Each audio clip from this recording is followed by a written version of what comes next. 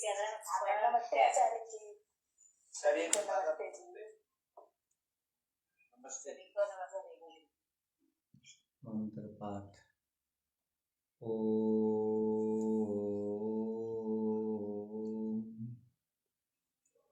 सहनाववतु सहनौ भुनक्तु सवीर्यं करवावहै तेजस्विनावधीतमस्तु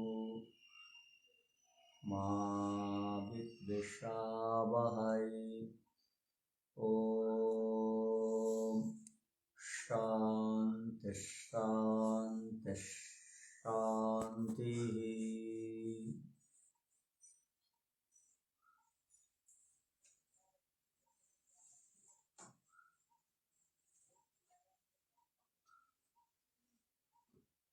सांख्य दर्शन में चतुर्थ अध्याय के भिन्न भिन्न विषयों से संबंधित सूत्रों पर हम विचार कर रहे हैं। अब तक 27 सूत्रों पर हम लोगों ने विचार किया हुआ है। आगे 28वें सूत्र से आज हम पढ़ेंगे।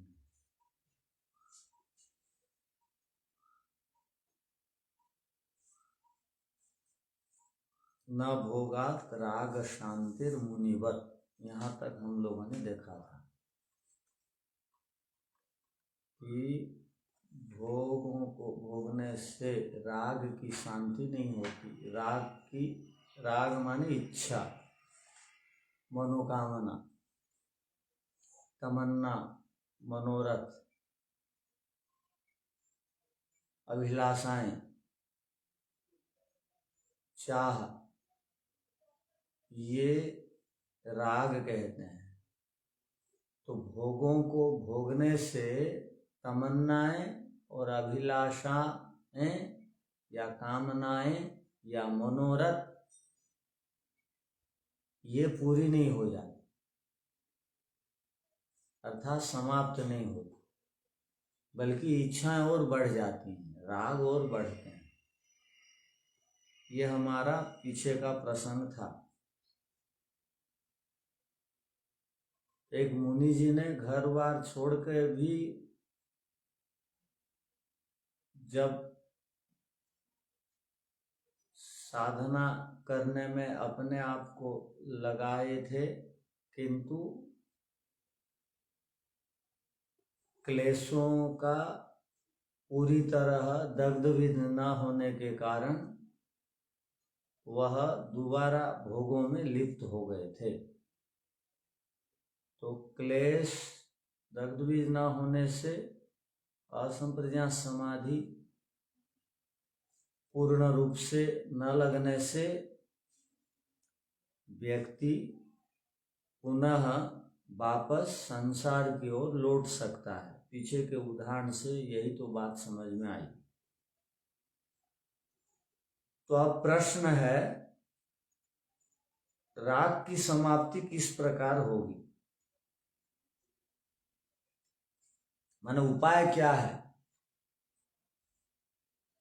जब तक राग है तब तक संसार है, जब तक राग है तब तक संसार की कामनाएं हमें पीड़ित और व्यथित करती हैं। जब तक राग है तब तक जन्म है, और राग एक भी नहीं है, राग संख्या की दृष्टि से अनंत है। एक ही जन्म का राग नहीं है, भिन्न भिन्न जन्मों का भिन्न भिन्न प्रकार का राग है सबके अंदर अंतःकरण में। तो उन सब रागों को किस प्रकार हम समाप्त करेंगे, समाप्त करने में सक्षम होंगे, ये प्रश्न है। क्योंकि राग ही दुख का कारण है, तो राग को काटने की आवश्यकता है। राग है तो द्वेष है, अभिनिवेश है, अस्मिता है, अविद्या है। तो राग को काटा जाए। एक भी राग है तो एक बार जन्म लेना पड़ता है, दो राग है तो दो बार जन्म लेना पड़ेगा। अगर भूल चूक से जन्म ले भी गए तो राग और बढ़ जाएंगे। तो यहाँ पर उपाय बताया जा रहा है कि राग को समाप्त हम किस प्रकार करें। किसी भी वस्तु से राग क्यों ना हो, वो राग ही कहलाएगा। तो अब हम विचार करते हैं। सूत्र है दोष दर्शनात् उभयोः। जब व्यक्ति दोनों में दोषों को देख लेता है, गुणों को और लाभों को देखने से वस्तुओं में, व्यक्तियों में हमारा राग होता है। हम राग कहाँ कहाँ करते हैं? गुणों में करते हैं। किसी वस्तु के गुणों में हमारा राग रहता, या व्यक्तियों के रूप आदि में, उनका उठना बैठने आदि के व्यवहारों में हम राग रखते हैं। तो राग व्यक्तियों में, वस्तुओं में और विभिन्न स्थानों में राग रहता है। वहां जाने की इच्छा रहती है, यहाँ जाने की इच्छा रहती है। और आजकल माहौल ऐसा बना दिया जाता है कि अब कुंभ मेला चल रहा है, नहीं जाने वालों के मन में एक टीस है, मैं नहीं जा पाया। इस माने पूरी दुनिया जा रही है, हम नहीं जा पा रहे हैं, तो वो एक दुख रह जाता है जिसको माने जाने की अंदर से चाह है। सब जा रहे हैं तो कुछ तो लाभ होगा, हमको भी जाना चाहिए। तो वो जो जाना चाहिए का राग, उस स्थान का राग है, क्योंकि उसको तीर्थराज कहा जाता है। तीर्थराज स्थान का राग हो गया। अब व्यक्तियों का राग होता है, वस्तुओं का राग होता है, स्थानों का राग होता है। व्यक्तियों में हमारे में 3 प्रकार के राग बिल्कुल स्पष्ट दिखाई देते हैं, और उन सभी 3 प्रकार के रागों से 3 प्रकार के पदार्थों में राग रहता है। तो अब उन रागों को काटना भी है, समाप्त भी करना है। तो उसका उपाय क्या है? उसका उपाय आप बता रहे हैं। जिसके कारण हमारा जन्म होता है, वो कारण को आप समझ लीजिए, पकड़ लीजिए, उसी को काट दीजिए। कहा जाता है ना, छिन्ने मूले नैव फलम न पुष्पम, नैव पुष्पम न फलम। यदि हम मूल को ही काट देंगे तो फल और फूल से हम बच जाएंगे। यदि मूल बचा हुआ है तो वो पेड़ में तो फल लगेंगे, फूल भी लगेंगे, इसलिए मूल को काट दो। तो जड़ सहित समाप्त कर दो। तो जड़ सहित समाप्त किस प्रकार हम करेंगे, उसका उपाय है दोष दर्शनात् उभयोः। दोनों में दोषों को देखिए। किन किन में दोषों को देखना है? तो कहा भोक्तृ भाव। भोक्तृ, भोक्तृ कहते हैं हमको, भोक्ता। भोक्ता का मूल शब्द है भोक्तृ। भोक्तृ माने भोक्ता, भोक्ता माने मैं स्वयं, आत्मा। जब मैं आत्मा अपने में दोष देखता हूं, तब मैं रागों से बच जाता हूं। उभय कहा, भोग्य पदार्थ। दूसरा पदार्थ क्या है जिसमें दोष देखना है? तो कहा भोग्य पदार्थ। जिन पदार्थों के प्रति हमारा राग रहता है, हम अपने आप स्वयं में भी दोष देखें, अपने में दोष देखें और पदार्थों में दोष देखें, तब राग की समाप्ति होगी। यदि मैं अपने आप में दोष नहीं देखता हूं, मैं स्वयं तो हूं अल्पज्ञ और अपने आप को बहुत बड़ा शिखर पुरुष मानता हूं, और मैं अपने आप में हूं न्यून आनंद वाला, बिल्कुल अपना मेरे पास आनंद है ही नहीं, और मैं अब लोगों को सुख बांटने में लगा हुआ हूं। अपने पास आनंद नहीं है, स्वभाव से मेरे पास आनंद नहीं है। सत चित, मैं सत हूं और चित हूं, मेरे पास आनंद है ही नहीं। और मैं अल्पज्ञ हूं, मैं अपने आप में लूला लंगड़ा दीनहीन हूं, दिव्यांग हूं, मेरा स्वरूप ऐसा है, और मैं अपने आप को पता नहीं क्या समझता हूं। जब मैं स्वयं अपने आप को अल्पज्ञ देखता हूं, मैं अपने आप को अल्प शक्ति वाला देखता हूं, मैं अपने आप को न्यून आनंद वाला देखता हूं, कम आनंद वाला देखता हूं, बिल्कुल आनंद नहीं है, इस रूप में मैं अपने आप को देखता हूं, तो मैं सहारा ढूंढता हूं। जीवात्मा स्वयं अपने आप कुछ नहीं कर सकता, जब तक उसको शरीर नहीं मिलता वो मुक्ति भी नहीं प्राप्त कर सकता। तो शरीर मिलता है मुक्ति को प्राप्त करने के लिए, उसको वो भोगों में लगा देता है। तो अब आत्मा भोक्त्री अपना दोषों को देखे। अपने दोषों को देखने का अर्थ क्या है? मैं अल्पज्ञ हूं,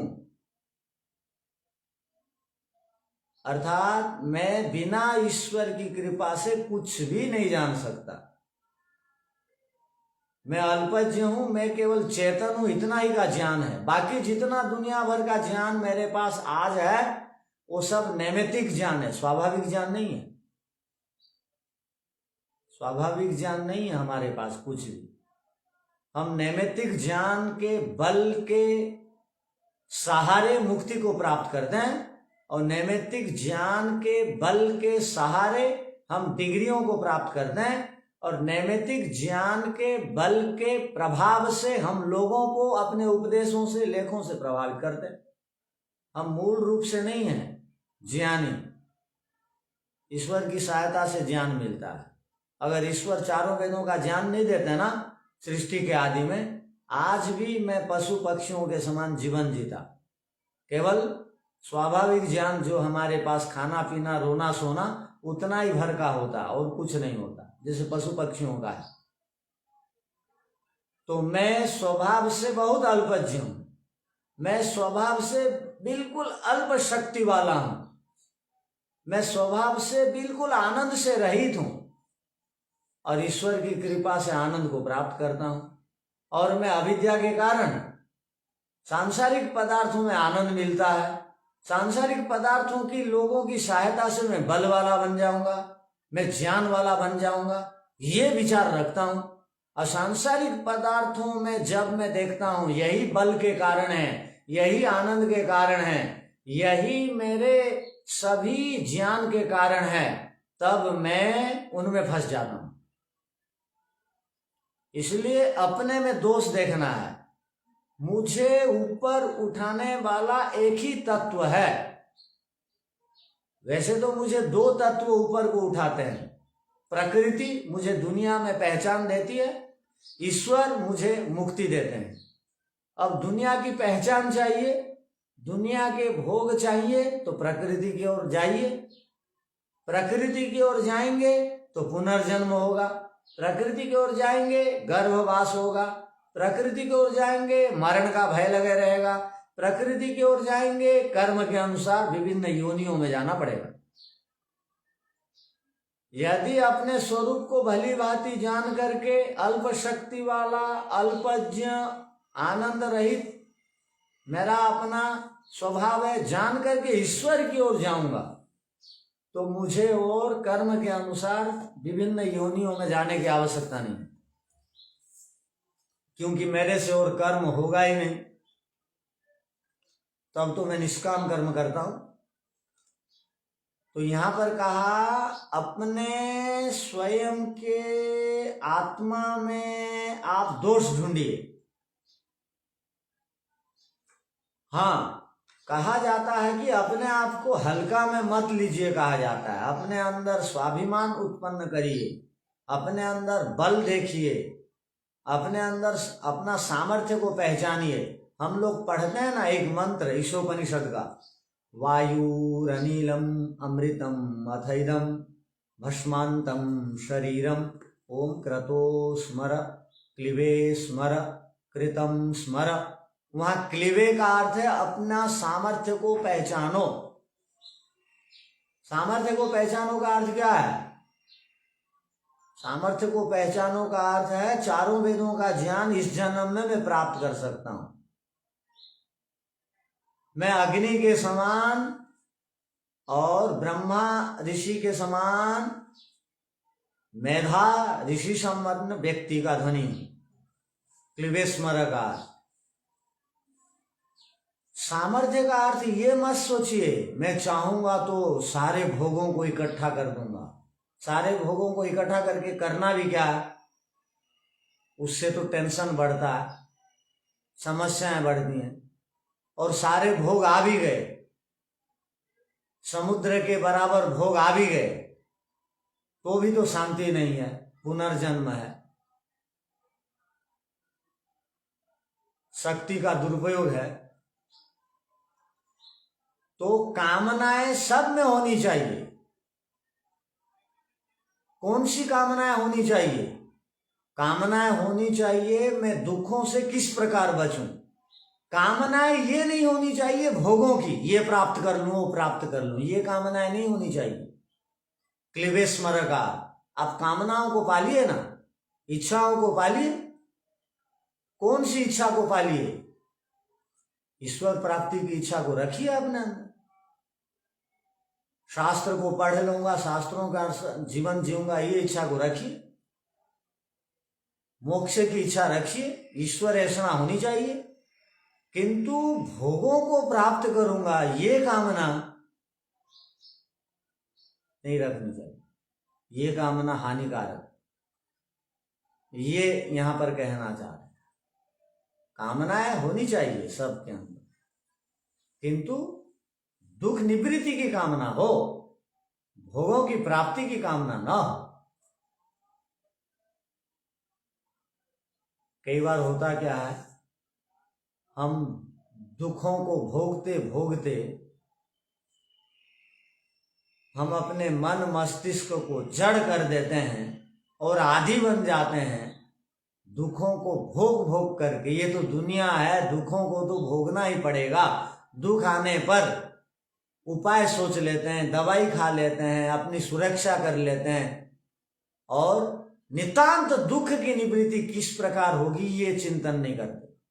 दुख आने पर हमारे अंदर दुख प्राप्त कर करके जड़ता आ गई है, वो दुख को समाप्त करने का विचार अपने अंदर नहीं लाते। किंतु ऋषि प्रतिम व्यक्ति जो होते हैं ना, वो दुखों को प्राप्त होते ही उनके अंदर चेतना आ जाती है। वो चेतना से वो अपने आप को ऐसा तैयार कर देते हैं कि एक बार दुख मिला, चेतना आई और नितांत दुखों से बचने के लिए वो प्रयत्न शुरू कर दिए। दुनिया में सब के सब व्यक्ति दुख आने पर जड़ता आ गई उनके अंदर, वो एक के बाद एक दुखों का सम्मुखीन हो रहे हैं, तथापि दुखों से बचने के लिए प्रयत्न नहीं कर रहे हैं। क्यों? जड़ता। और सज्जन व्यक्ति, पढ़ा लिखा हुआ, वैदिक जीवन जीने वाला, दुखों के आते ही उनके अंदर चेतनता आ जाती है। वो चेतनता के कारण वो दुखों से बचने के लिए प्रयत्न शुरू कर देते हैं। तो हमारे अंदर भी दुखों को भोग भोग करके कहीं जड़ता तो नहीं आ गई? दुखों को भोग भोग करके यदि जड़ता आ गई तो उस जड़ता को खत्म करना पड़ेगा और अपने अंदर चेतनता लानी पड़ेगी। तो यहाँ पर क्या कहा गया कि अपने में दोष को देखिए, अपने में दोषों को ढूंढिए। भोक्तृभाव में दोष को देखना। आगे कहा गया कि भोग्य पदार्थों में दोष को देखना। जो भोग्य पदार्थों में जितने भी जड़ पदार्थ हैं वो सारे भोग्य हैं। जितने भी प्रकृति निर्मित पदार्थ हैं सब के सब भोग्य हैं। उनके बिना भी मैं जीवन नहीं जी सकता, ठीक बात है, किंतु जितनी चाहिए वो मजबूरन उनको भोगिए आप। मजबूरन भोगना है, उसमें सुख बिना देखे भोगना है, जीवन जीने के लिए भोगना है, मुक्ति को प्राप्त करने के लिए भोगना है। बस विचार में सामान्य भिन्नता रखने की आवश्यकता है। यदि भोगों को भोगते समय मजा आ गया बोल के भोगेंगे ना, आज बहुत सुख मिला, मानना पड़ेगा। आज का भोजन तो बहुत दिन की इच्छा थी ऐसे भोजन करने की, बहुत दिन की इच्छा थी इस कपड़े की, बहुत दिन से इच्छा थी ये साधनों की। इस प्रकार विचार रख करके उसमें सुख देख करके यदि भोगेंगे ना, तो केवल इच्छा, एक इच्छा थी निष्काम इच्छा, और ये इच्छा है सकाम इच्छा।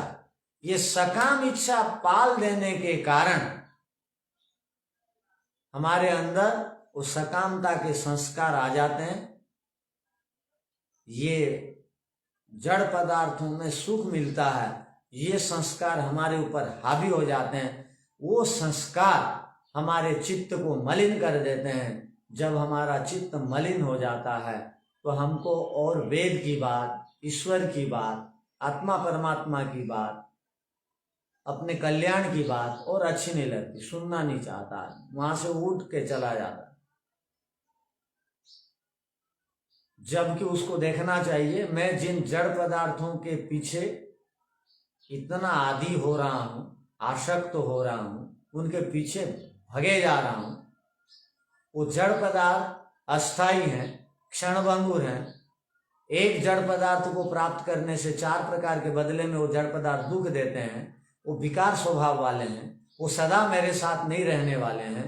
इस जन्म भर को रहेंगे तो रोग देंगे, रहेंगे तो भोग देंगे, रहेंगे तो आसक्ति देंगे, रहेंगे तो अनेक प्रकार की समस्याओं को देंगे, रहेंगे इनके पीछे आसक्त होगा तो झगड़ा बढ़ेगा, दुख बढ़ेगा, रोग बढ़ेगा, पुनर्जन्म होगा, ये तो परिणाम को प्राप्त हो जाएंगे, ये कल मुझे छोड़ के चले जाएंगे। मैं क्या पागल हूं? मैं चेतन होकर के इनके पीछे पड़ा हुआ हूं। अब उनमें दोष देखना। तो जब व्यक्ति भोक्तृभाव में और भोग्य पदार्थों दोनों में दोषों को देखता है, तब वह राग से मुक्त हो जाता है। न तो राग से कभी भी मुक्त नहीं होता। राग से मुक्त होने का यही एक उपाय है, वो भी अंतिम उपाय है। इसको अपनाने की आवश्यकता है। यही ऋषि यहाँ पर कहना चाहते हैं। दोष दर्शनात् उभयोः का अर्थ। अब किसको ये बात नहीं समझ में आई?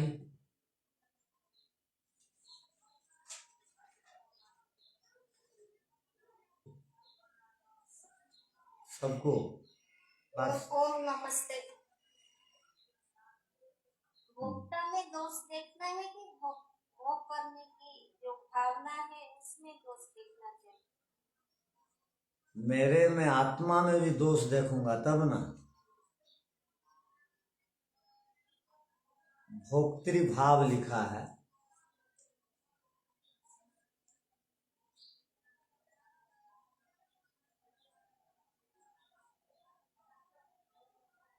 तो यहां पर क्या संशय है?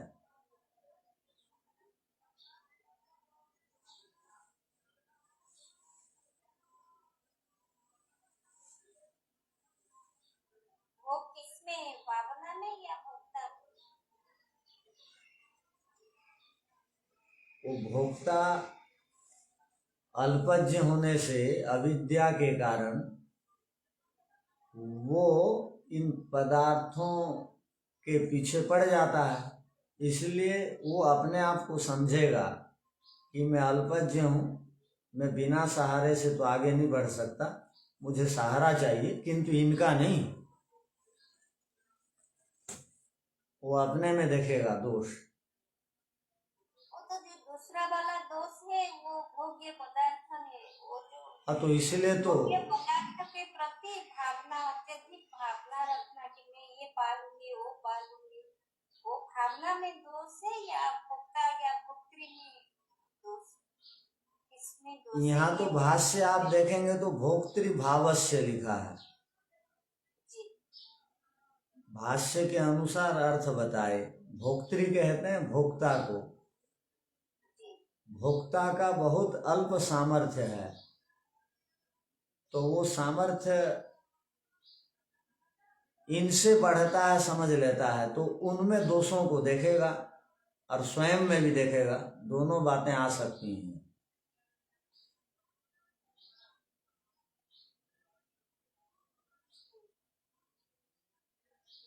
चलिए लिखिए सूत्र का अर्थ को।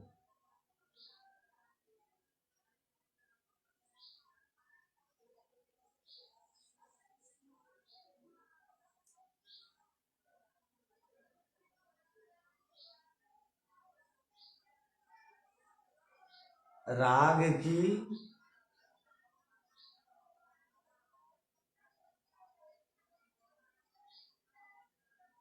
शांति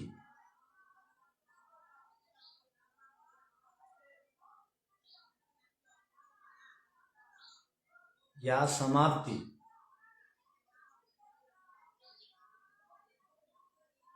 किस प्रकार होती है?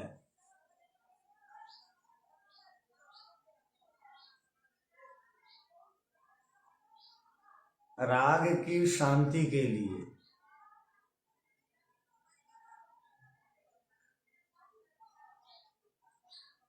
कौन कौन से उपाय हैं?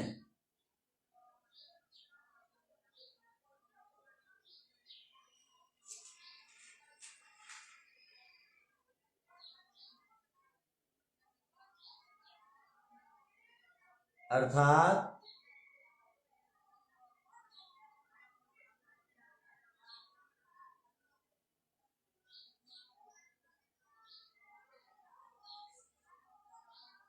जिज्ञासु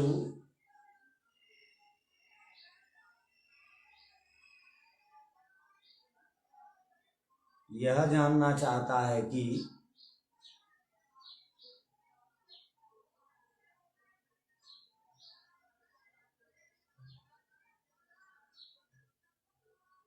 वह किन उपायों से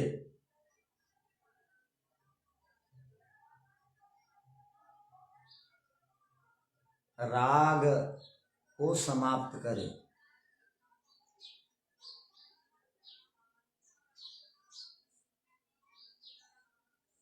क्योंकि राग के कारण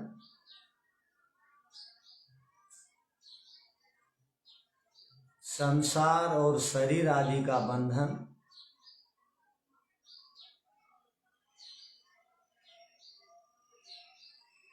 में वह आता है।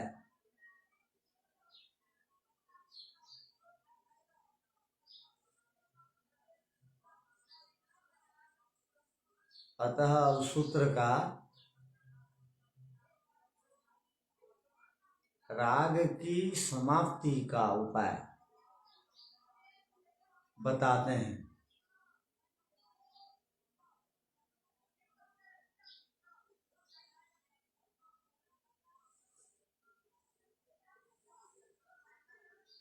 दोषों को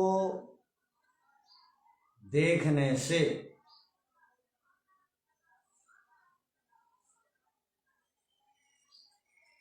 राग की समाप्ति होती है।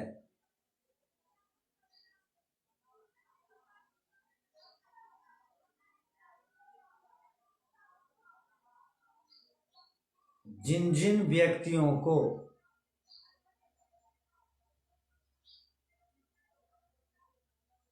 जिन जिन पदार्थों के प्रति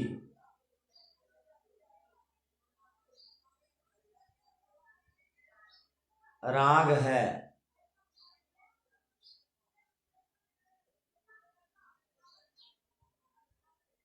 अल्प विराम आसक्ति है,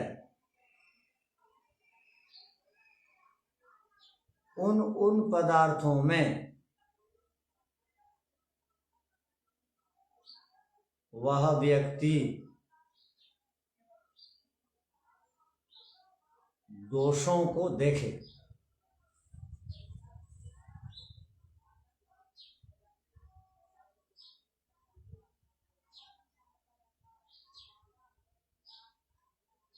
पदार्थों में गुण या लाभों को देखने से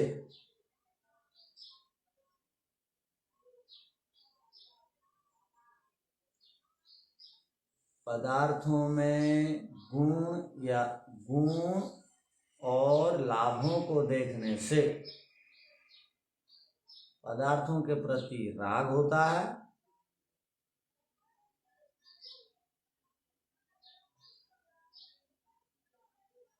और पदार्थों में दोषों को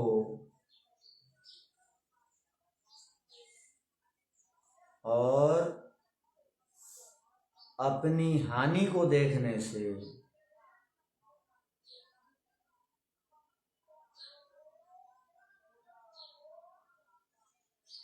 पदार्थों के प्रति राग की भावना नहीं रहती।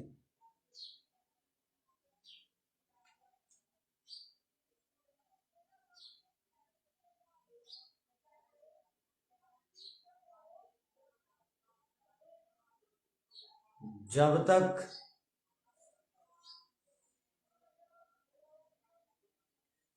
किसी पदार्थ को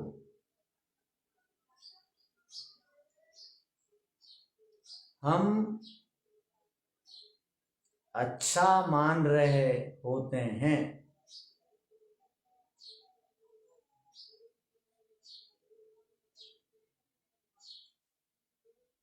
तब तक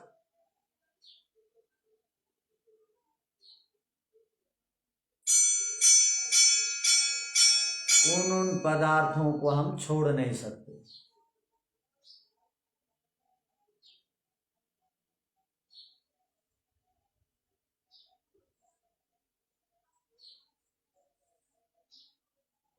जिसको भी हम अच्छा मान रहे हैं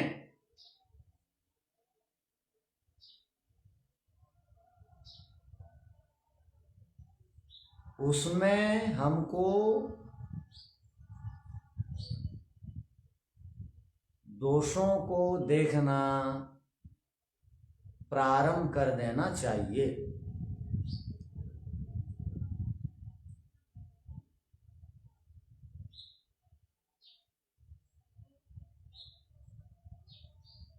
जब हम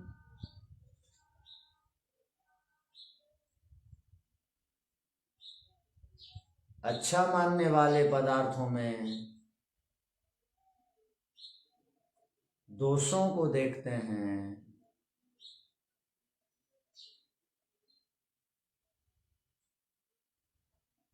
तो अपने आप राग समाप्त हो जाता है।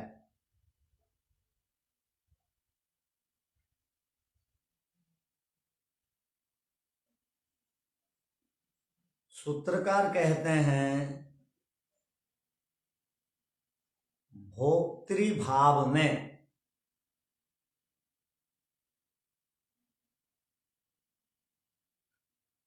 अर्थात भोगने के सामर्थ्य में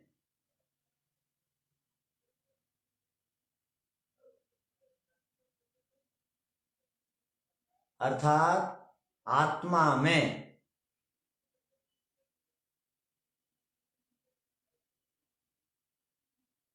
दोषों को देखें।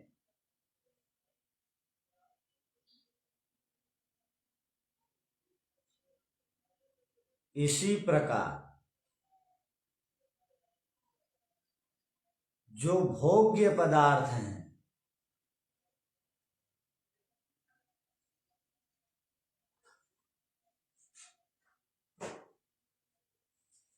जितने भी रूप रस शब्द स्पर्श गंध वाले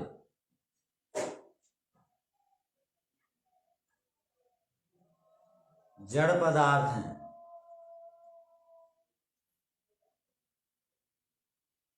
उनमें उनमें भी दोषों को देखें।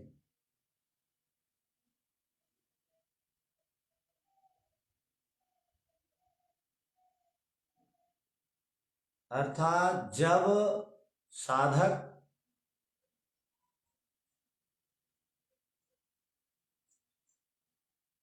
इन दोनों प्रकार के पदार्थों में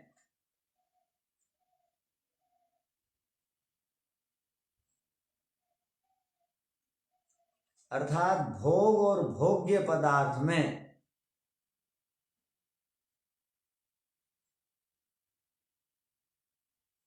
दोषों को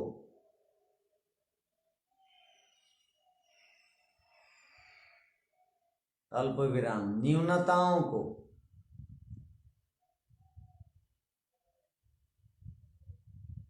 हानियों को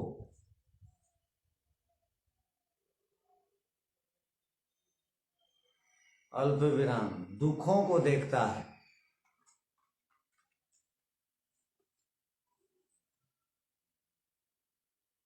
तब वह उन पदार्थों के प्रति राग नहीं रखता।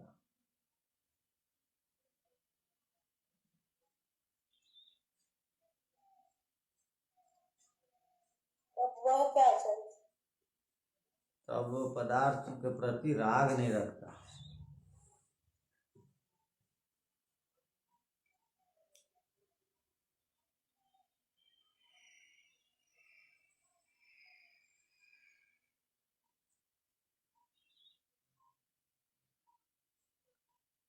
तो देखिए अब भाष्य को, दोष दर्शनात् उभयोः, उभयोः दोष दर्शनात्, उभयोर भोक्तृभावस्य, भोक्तृभाव में भोग्य पदार्थस्य च, और भोग्य पदार्थों में दोष दर्शनात्, दोषों को देखने से। भोक्तृभावस्य, भोक्तृभाव में जब दोषों को देखता है, भोक्तृभाव का अर्थ मोटा मोटी ले लीजिए, आत्मा में जब दोषों को देखता है तब वह भोक्तृभाव से दोषों को देखने से क्या वो देखता है, वहां पुनर्जन्म को देखता है। आत्मा पुनर्जन्म को प्राप्त होता है। यह आत्मा का एक बड़ा दोष है, वो पुनर्जन्म को प्राप्त होता है अपने स्वरूप को नहीं जानने के कारण। तो वो जैसा है वैसा नहीं समझता है, तो दृष्टा दृश्य मात्र शुद्धोपि प्रत्यानुपस्य समझ लेता है। वो शुद्ध होता है, प्रत्ययों के अनुसार देखता है, तो देखने से उसको पुनर्जन्म मिलता है। और क्या मिलता है? गर्भवास मिलता है। और क्या मिलता है? मरण त्रास मिलता है, मरण का भय बना रहता है पूरे जीवन भर। भिन्न भिन्न योनि प्रवेशश्च, और कर्म के अनुसार भिन्न भिन्न योनियों में जाने का अवसर प्राप्त होता उसको। तो वो अपने में दोष देखेगा तो ये सब से बच जाएगा वो। पुनर्जन्म, गर्भवास, मरण त्रास, भिन्न भिन्न योनियों में प्रवेश। तथा उसी प्रकार भोग्य पदार्थ से, भोग्य पदार्थों में क्या क्या देखे वो? परिणति, ये परिणाम धर्म वाले हैं, परिणाम परिवर्तनशील हैं। विकार, दुर्गंध आदि इन पदार्थों में आ जाते हैं, आगे चल कर सड़ गल जाते हैं। अस्थिरत्व, ये अस्थिर हैं, ध्रुव नहीं है, समाप्त हो जाएंगे। इनकी सुरक्षा के लिए मैं पूरा जीवन भी लगा दूंगा, तो इनका जो स्वभाव है वही तो होगा, ये समाप्त भी हो जाएंगे। कपड़ों को खरीद के हमने रख लिया 10-20 साल, और उसके बाद वो पहनने के लायक नहीं होंगे, उनका सामर्थ्य घट जाएगा। इसलिए जितना पहन सकते हैं, प्रयोग कर सकते हैं, उतना ही खरीदे। और वो सब अस्थिर हैं। अपाया शोकम, वो छूट भी जाते हैं, हम नहीं चाहने पर भी पदार्थ हमसे छूट जाते हैं, उनका स्वभाव है। एक के पास वो नहीं रहते, वो छूट जाएंगे। वो हमको छोड़ देंगे या उनको हम छोड़ देंगे, दोनों में से एक कोई काम। अपाय का छूट जाएंगे। इसलिए छूट जाने से शोक प्राप्ति, दुख होता है। हम कभी भी एक पदार्थ को छोड़ना नहीं चाहते थे, वो छूट गया, तो आज व्यक्ति यदि हर क्षण दुखी है तो उसके पीछे कारण यही है कि वो पदार्थ को नित्य और नहीं छूटने वाला समझता, किंतु वो पदार्थ अनित्य है, छूटने वाले हैं, वो छूट जाते हैं, वो समझता उल्टा है, इसलिए वो दुखी होता है। भोगा अनूप शांति, मान लीजिए किसी ने बहुत सारे पदार्थों को इकट्ठा कर भी लिया, भोगा भी, तो अनूप शांति, उसको उपशांति नहीं मिलती है। आनंद, निर्भयता, स्वतंत्रता, निश्चिंतता, ये सब की प्राप्ति नहीं होती है। अनूप शांति, शांति रहित स्थिति भोगों से मिलती है। पर पीड़ा, और भोगों को भोगने से, इकट्ठा करने से दूसरों को पीड़ा भी होती है। जो आदमी जितना अधिक भोगों को भोगता है, इकट्ठा करता है, वो उतना बड़ा हिंसक है, और जो आदमी जितना कम भोगों को भोगता है, इकट्ठा करता है, वो उतना बड़ा अहिंसक है। तो हिंसा अहिंसा आपके वस्तुओं के इकट्ठा करने और नहीं करने पर निर्भर है। तो पर पीड़ा चैति एतादृशानाम दोषाणाम दर्शनात्, इन सारे दोषों को यदि व्यक्ति देखेगा, भवति राग शांति, तो राग से शांति मिलती है, हम बच जाते हैं। तत्र दोष भावनया रागो निवर्तते, दोषों को देखने से राग निवर्तते, हटता। उक्तम च, कहा भी गया है, क्या? न जातु कामः कामानाम उपभोगेन शाम्यति, कामनाओं को भोगने से न शाम्यति, शांति नहीं मिलती है। कामनाओं को भोगते रहने से, इच्छाओं को पाले रखने से, इच्छाओं को इकट्ठा करने से कामनाएं समाप्त नहीं होती। किस प्रकार से? तो कहा हविषा कृष्ण वर्तमेव भूय एव अभिवर्धते, हविषा कहते हैं आहुति को, और कृष्ण वर्तम कहते हैं अग्नि को। अग्नि में आहुति आप डालते रहिए, अग्नि बढ़ेगी, नहीं कम होगी। अग्नि को कम करना है तो आहुति देना बंद करिए। हविषा माने हव्य पदार्थ मत दीजिए, हव्य पदार्थ देते रहेंगे, अग्नि जलेगी ही जलेगी। तो अग्नि का स्वभाव है, उसके लायक हविषा देंगे तो अग्नि बढ़ेगी। भूय एव अभिवर्धते, वैसे अग्नि के समान है कामना वासना। वो कामना वासना रूपक अग्नि में, रूपी अग्नि में हम जितनी भी आहुति देंगे, इच्छा, तमन्ना, अभिलाषा, संकल्प आदि रूपी आहुति, वो कामना और बढ़ेंगे। ये मनु जी ने कहा है, ये प्रसिद्ध श्लोक है, पीछे भी संभवतः ये आ गया होगा। आगे विषयाणाम अर्जन रक्षण क्षय संग हिंसा दोष दर्शनात् अस्वीकरणम, अपरिग्रह किसे कहते हैं? तो यहां पर कहा जब व्यक्ति अस्वीकरणम, विषयों में वो अर्जन दोष देखता है, रक्षण दोष देखता है, क्षय दोष देखता है, संग दोष देखता है, हिंसा दोष देखता है, 5 प्रकार के दोषों को जब व्यक्ति देखता है भोग्य पदार्थों में, तब उसको स्वीकार नहीं करता। स्वीकार नहीं करने को ही अपरिग्रह कहा जाता है। विषयों में अर्जन करने से समस्या है, उसको रक्षा करने से समस्या है, वो क्षय हो जाने से दुख है, उसके संग आसक्ति में रहने से भी समस्या है, और उनको कमाने के लिए, धमाने के लिए हम जो इकट्ठा करते हैं उसमें हिंसा होती है। ये सब में दोष है, इसलिए वो स्वीकार नहीं करता। ये योग दर्शन व्यास भाष्य में हमने पढ़ा है। तो ये दोषों को देखने से राग की समाप्ति होती है, ये सूत्रकार कहते हैं।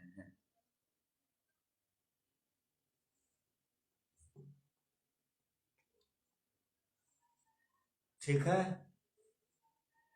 आज का विषय समझ गए होंगे।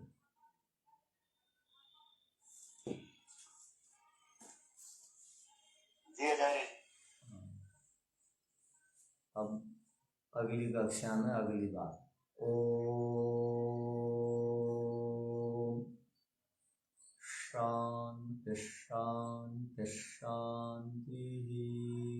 सबको सारे